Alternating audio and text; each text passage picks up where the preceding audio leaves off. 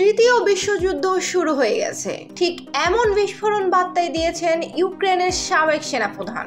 Russia Ukraine যুদ্ধ, উত্তর কোরিয়ার দাপাদাপি অনেক সময় প্রশ্ন জাগিয়ে তুলছে, আসলে কি শুরু হয়ে গেছে আরেকটা বিশ্বযুদ্ধ? ফলে স্বাভাবিকভাবে হিসাব চলে আসে কোন কোন দেশ এই যুদ্ধে সরাসরি জড়িয়ে পড়েছে আর নিরাপদ থাকছেই বা কারা।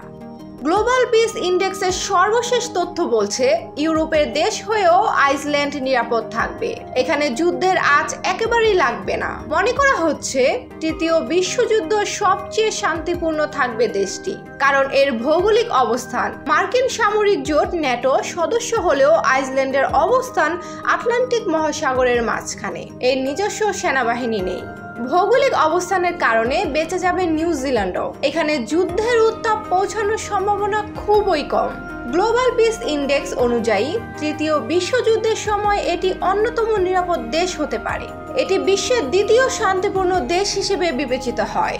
ভৌগোলিক অবস্থানের কারণে রাশিয়া এবং আমেরিকা থেকে দূরে থাকায় এটি নিরাপদ জায়গা হতে পারে। ডেনমার্ক পুরোপুরি নিরাপদ নয়, তবে সেখানে গ্রিনল্যান্ডের যে জায়গা রয়েছে সেটি নিরাপদ হতে পারে, কারণ তারা যুদ্ধ, ক্ষমতা, অস্ত্র, অর্থ এসব নিয়ে মাথা ঘামায় না। ইংল্যান্ডের পাশের দেশ আয়ারল্যান্ড, এটি ন্যাটোর সদস্য নয় কিন্তু ব্রিটেনের পাশে অবস্থিত।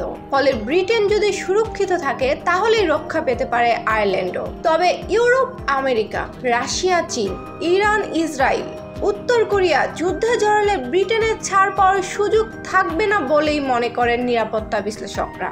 গ্লোবাল পিস ইন্ডেক্সে কানাডার নাম রয়েছে। আমেরিকার পাশের দেশ হওয়ায় তাদের বসে থাকার সুযোগ থাকবে না বলেই মনে হচ্ছে। তারপরও কানাডা যেহেতু তুলনামূলক শান্তির দেশ এবং আমেরিকার সুরক্ষায় থাকবে, ফলে তারাও বিশ্বযুদ্ধের সময় নিরাপদে থাকতে পারে। অস্ট্রেলিয়া ন্যাটোর সদস্য নয়, তবুও ন্যাটোর সহযোগী হিসেবে কাজ করছে। বিশ্বযুদ্ধ শুরু হলে তারাও জড়িয়ে যেতে পারে, কিন্তু অস্ট্রেলিয়ার ভূখণ্ড রক্ষা পেতে পারে তাদের ভৌগোলিক অবস্থানের কারণে।